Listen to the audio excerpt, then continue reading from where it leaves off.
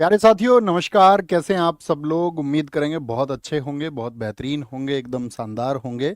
और दोस्त, आज जो हम आपका ये सेशन लेके आए हैं, इस बात के लिए लेकर के आए हैं कि बहुत सारे स्टूडेंट्स का ये डाउट था मेरे पास, जिन साथियों के भी मैसेज थे बहुत सारे, कि टारगेट बैच हमें लेना चाहिए या नहीं लेना चाहिए, यानी कि कौन उसको परचेज कर सकता है या कौन उससे जुड़ सकता है, या हम बात करें किसको उससे नहीं जुड़ना चाहिए। इस बात के बारे में भी हमको बात करनी है। ऐसा नहीं है कि मतलब कोई भी उससे जुड़ जाए कि हाँ ठीक है टारगेट बैच आ रहा है तो मेरा सिलेक्शन हो जाएगा, ऐसा बिल्कुल नहीं है कि आप एकदम से मतलब कि एनरोल करते ही आपका सिलेक्शन हो जाएगा। तो वो मैं आपको बताऊंगा कि आपको किसको जुड़ना है और किसको नहीं जुड़ना है।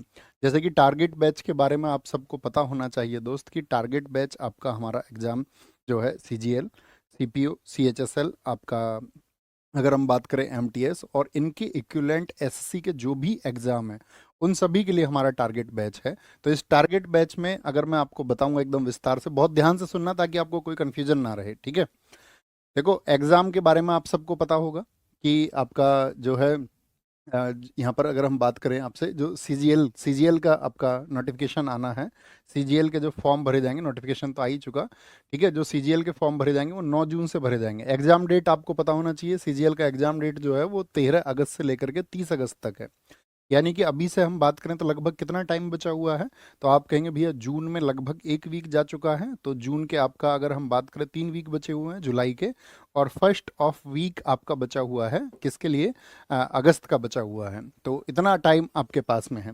फिर इसके बाद में आपका 1 सितंबर से, जैसे ही ये खत्म होगा तुरंत 1 सितंबर से आपका एग्ज़ाम होगा, जो कि होगा आपका CPO का, जिसको हम CAPF बोलते हैं।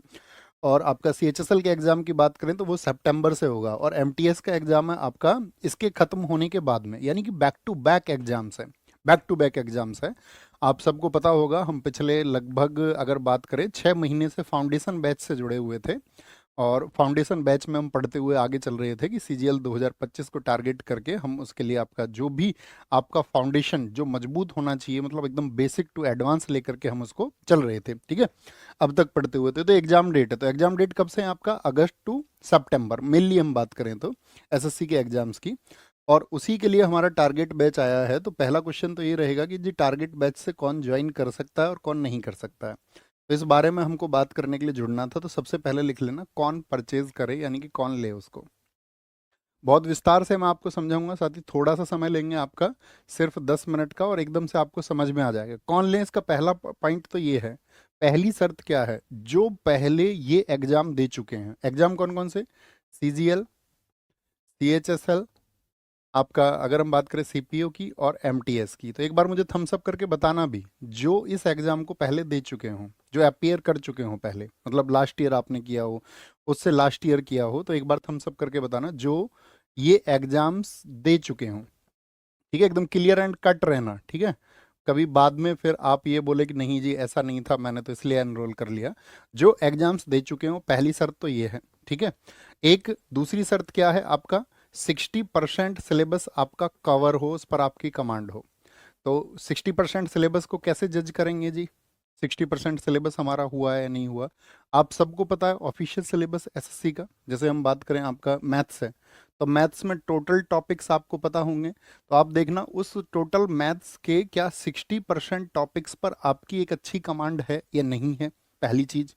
जैसे हम बात करें आपसे रीजनिंग का, तो रीजनिंग में भी सेम आपका, आप देख सकते हैं टोटल नंबर ऑफ टॉपिक्स गिन लें। भाई 60% तो सबको कैलकुलेट करना आता होगा ना, कि टोटल 60% में कितने टॉपिक होंगे। ओके, फिर हम बात करते हैं आपका इसी में इंग्लिश। तो इंग्लिश के 60% पार्ट पर आपकी कमांड है या नहीं है, कवर कर चुके हो या नहीं कर चुके हो। और फिर बात आता है GS का, तो GS में 60% कमांड पर आपकी, यानी उसके जो टॉपिक्स हैं वो आपका क्लियर है या नहीं है। GS में थोड़ा मुश्किल हो जाता है 60% फाइंड आउट करना, तो फिर कैसे करें? यहाँ तो टॉपिक से देख सकते हैं, अब GS में तो बहुत सारे टॉपिक हैं। तो मैं ये कहूँगा, आप मॉक टेस्ट लगाते हैं? मॉक आप लगाते होंगे कोई ना कोई, जैसे हमारा संडे का मॉक है, बाकी किसी प्लेटफॉर्म पर भी आप यदि मॉक लगाते हैं, तो उस मॉक में आपका 60% स्कोर आ रहा है या नहीं आ रहा है, यही डिफाइन करेगा दोस्त कि आपका सिलेबस 60% कंप्लीट है या नहीं है। भाई अगर एग्जाम में परफॉर्मेंस आ रही है आपकी, तो सीधी सी बात है कि आपका उतना सिलेबस पे कमांड होगा। तो ये मुझे बताना आप, ठीक है, कि आपका अभी 60% जो सिलेबस है वो कवर है या नहीं है।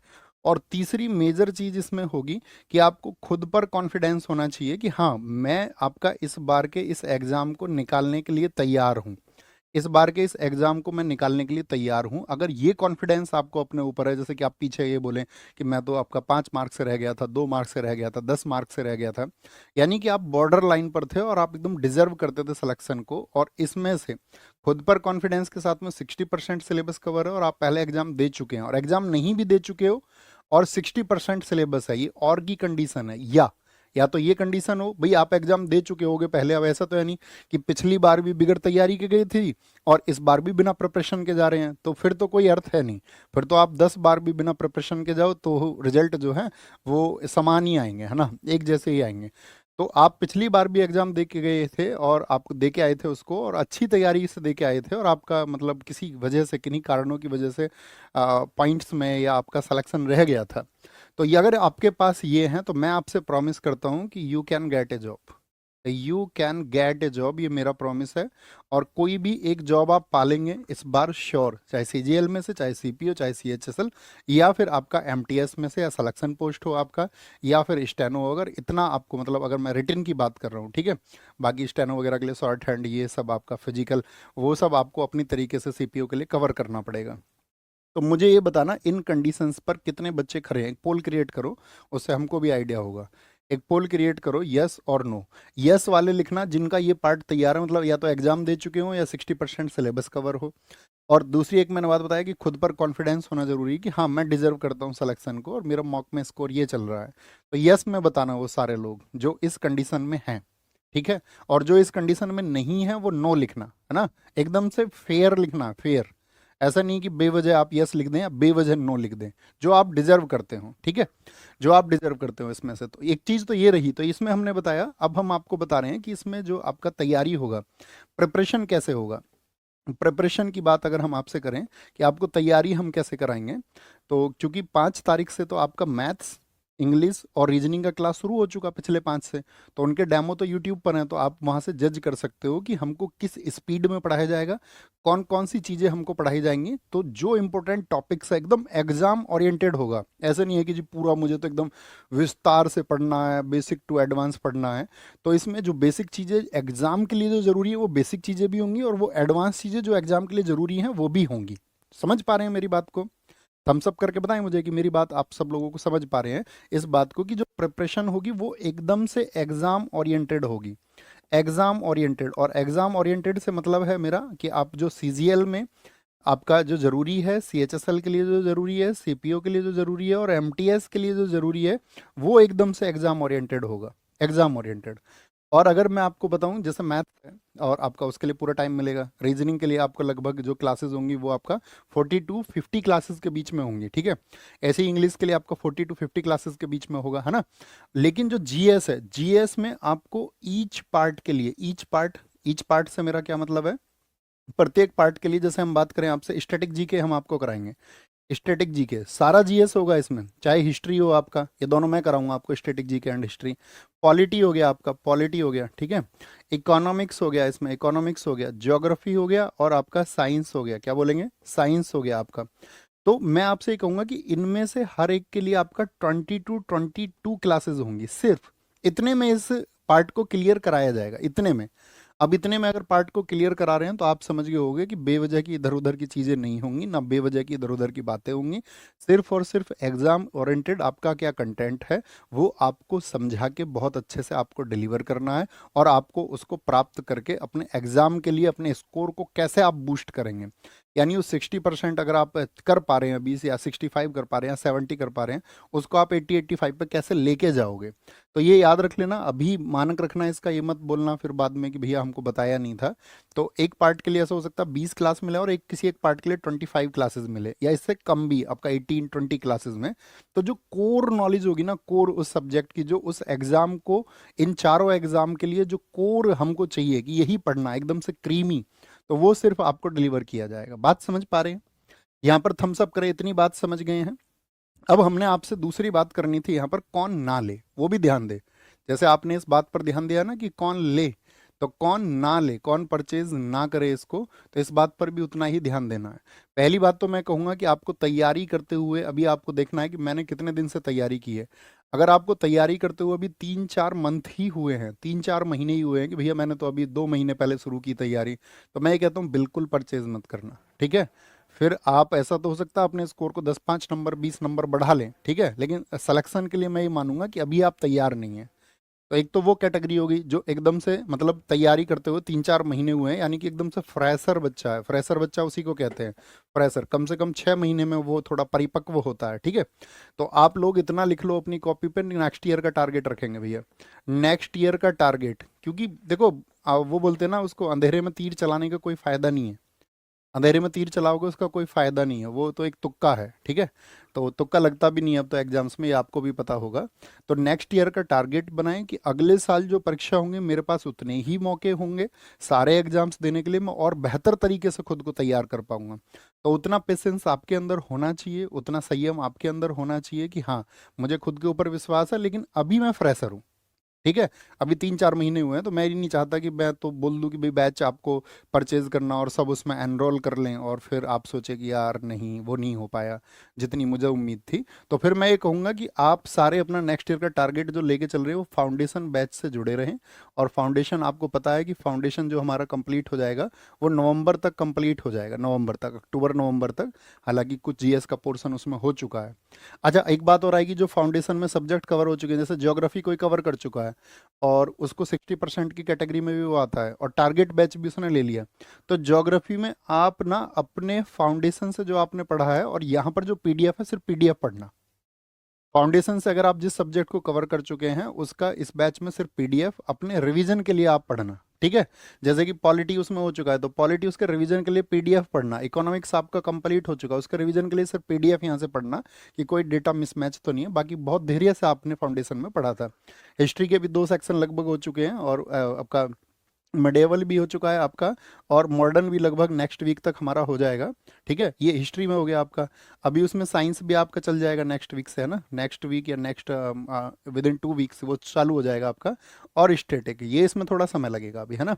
तो आपको इतना धैर्य रखना है कि जी मैं नवंबर तक तैयार करके अगले साल के सभी एग्जाम्स के लिए एकदम से तैयार हो जाऊंगा। मेरी बातें आप समझ पा रहे हैं? समझ पा रहे हैं? अब ये चीज़ें आप देख लेना कि आप किस कैटेगरी में आते हैं। आपका सिलेबस मैंने बता दिया 60% तैयार है। तो मैं ये कहूँगा हाँ, आपके सिलेक्शन के एकदम चांसेस हैं। आप खुद को अगर मोल्ड करेंगे और अच्छे से अपने स्कोर को बूस्ट करने के लिए ध्यान लगाएंगे, टेस्ट सीरीज पर ध्यान देंगे और अपने सिलेबस को अच्छे से रिवाइज कर लेंगे, तो आपके सिलेक्शन के आपका बहुत ज़्यादा चांसेस हो जाएंगे, बहुत ज़्यादा चांसेस हो जाएंगे। बहुत सारे बच्चों में से 67% बच्चों ने कहा है कि उनका 60% से ज़्यादा तैयार है, और 32% ने कहा है कि उनका जो है अभी तैयार नहीं है। तो भैया मैं इन 32% बच्चों से ये कहना चाहूँगा कि आपको नेक्स्ट ईयर का टारगेट बनाना चाहिए, है ना। एग्जाम तो आप दे दें, कोई दिक्कत नहीं है, एग्जाम में आप बैठ जाए, पेयर करके आए, एक्सपीरियंस ले, वो अलग चीज़ है, ठीक है। तो बाकी तो आपको नेक्स्ट ईयर के लिए खुद को मना के रखना चाहिए, नहीं तो कॉन्फिडेंस फिर लो होता है। अब बात आएगी कि ये जो बैच है इसमें कौन कौन टीचर्स आपको पढ़ा रहे हैं। तो ये सीजीएल सीपीओ सीएचएसएल का है, ठीक है। टाइम टेबल, क्योंकि इसकी क्लासेस पहले शुरू हो गई। आपका कब डेमो आप देख सकते हैं, इसी चैनल पर पड़े हुए हैं, इंग्लिश का, रीजनिंग का और मैथ्स का। तो ये आपका इंग्लिश, इसमें आपका वॉकेव जो पढ़ा रहे हैं, वॉकेव जो पढ़ा रहे हैं वो विपिन सर पढ़ा रहे हैं, और उसके बाद में इकोनॉमिक्स विनय सर पढ़ाएंगे इसी टाइम पे। मैथ्स राहुल तेवतिया सर पढ़ा रहे हैं 11 बजे से। रीजनिंग शोभित सर 2 बजे से पढ़ा रहे हैं। स्टैटिक जीके हर शाम 5 बजे से मैं आपको पढ़ाऊंगा। और याद रख लेना, जीएस के जो डेमो है वो 9 तारीख, जिस दिन सीजीएल का नोट आपका फॉर्म भरा जाएगा, तो 9 जून से आपका जीएस के डेमो शुरू होंगे। कब के? 9 जून से। डेट लिखें एक बार सारे लोग, 9 जून से जीएस के डेमो शुरू होंगे। 5 बजे मैं आपको बताऊंगा स्टैटिक जीके में, पहली क्लास में आपको समझ में आ जाएगा कि हम चीज़ों को कैसे पढ़ने वाले हैं, ठीक है, किस स्पीड से पढ़ेंगे, ठीक है। तो इसमें लगभग ये रहेगा कि एक दिन में हम एक टॉपिक को खत्म करेंगे पूरा कंप्लीट। जैसे क्लासिकल डांस है तो पूरा खत्म, फॉक डांस है तो एक दिन में आपका खत्म, जो आपका फेस्टिवल्स है उनको हम बांटेंगे नॉर्थ और साउथ में, इस तरह से हम बांटेंगे। स्पोर्ट्स थोड़ा बड़ा है तो उसको 3-4 टॉपिक में पढ़ेंगे, ओके। और पॉलिटी 7 बजे से, आपका 7 बजे से शुरू होगी, ये भी 9 बजे से। सारे जीएस के डेमो आपका जो है 9 जून से होंगे, 9 जून से, तो 7 बजे ये कराएंगे। इंग्लिश ग्रामर 8 बजे आपको, अभी तो डेमो इनके आपका संजीव सर का आप देख भी सकते हैं। पहले ज्योग्राफी होगी 9 बजे रात को और फिर साइंस होगी, ठीक है। इसके बाद में अगर साइंस की मैं आपको बताऊं, जैसे मैम करा देंगे इसको ज्योग्राफी को 20 क्लासेस में एकदम से रिवाइज, क्योंकि इसको आप पढ़ भी चुके हो, फाउंडेशन में कंप्लीट आप पढ़ चुके हो इसको। अब जिन साथियों ने नहीं पढ़ा है तो वो कहेंगे कि भैया हमने तो कुछ भी पढ़ा नहीं है अब तक, और हम टारगेट में आ जाएं तो टारगेट से कर लेंगे, तो मैं कहूँगा नहीं, ऐसा नहीं कर पाओगे आप, है ना। फिर संभव नहीं है, अगर आपने कुछ भी नहीं पढ़ा है तो फिर तो मैं आपको फ्रेशर बच्चे की कैटेगरी में रखूंगा। हाँ, आपको ये कि मैं उस सब्जेक्ट को पढ़ चुका था बहुत अच्छे से, और अभी मैं 20 क्लासेस के लिए एकदम से मेंटली प्रिपेयर होकर आऊँगा कि मेरे लिए जो कोर चीज़ें हैं वो मुझे डिलीवर कर दी जाए, और ध्यान से एग्जाम में क्वेश्चन ना छूटे, ठीक है। और इस तरह से फिर आपका साइंस होगा। तो ये तो तीनों का हो गया। जीएस सबके लिए कॉमन है। तो ये टारगेट बैच आपका जो है एमटीएस का है। तो एमटीएस में आपको पता होगा अभी मैथ रीजनिंग क्वालिफाइंग है, तो संदीप सर इसमें रीजनिंग के लिए, आपका मैथ्स के लिए यहाँ पर मनीष सर हैं, इंग्लिश को यहाँ पर कंप्लीट पढ़ा रहे होंगे आपका विपिन भाटी सर, ठीक है। स्टैटिक जी के वही सेम टाइम है एमटीएस के लिए, पॉलिटी इकोनॉमिक्स के लिए, आपका ज्योग्राफी के लिए और साइंस के लिए। तो आपको क्लियर एंड कट रहना है इस चीज़ के लिए। उम्मीद करूंगा जो इन्फॉर्मेशन मुझे देनी थी, आप लोगों का डाउट दूर करना था, तो वो डाउट मैं आपका दूर कर पाया हूँगा, ठीक है, कि आप उसको दूर कर पाए होंगे। भैया फ्रेशर बच्चा एमटीएस के लिए, मैं कहूँगा यार फ्रेशर के लिए फाउंडेशन है ना, अगर आप फ्रेशर हैं तो उतना धैर्य तो रखिए कि आप नेक्स्ट ईयर उसको अचीव कर लेंगे।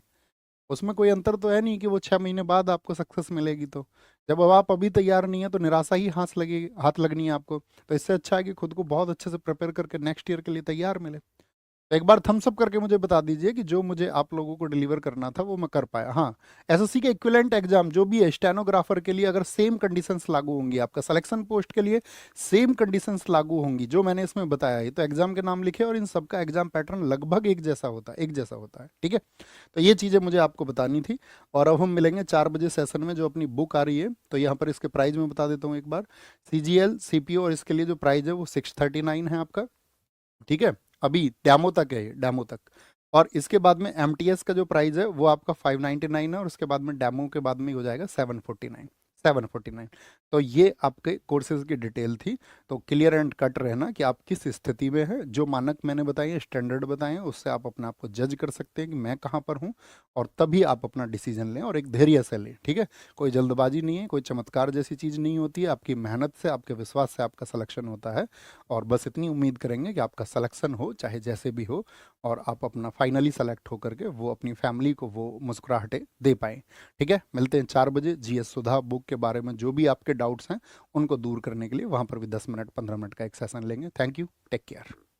और कमेंट सेक्शन में ज़रूर बताना आप कौन सी कैटेगरी में हैं, ए कैटेगरी या बी कैटेगरी। बी कैटेगरी यानी कि भैया नेक्स्ट ईयर दूंगा, और ए कैटेगरी मतलब है आपका मैं इसी बार भैया प्रतिबद्ध हूँ सिलेक्शन लेने के लिए, मैं तैयार हूँ, एकदम से डेस्परेट हूँ, और मैं इसके लिए मेहनत कर रहा था और मैं इसको अचीव करूँगा। तो आपकी कैटेगरी ए या बी जरूर लिखना। Thank you, bye bye.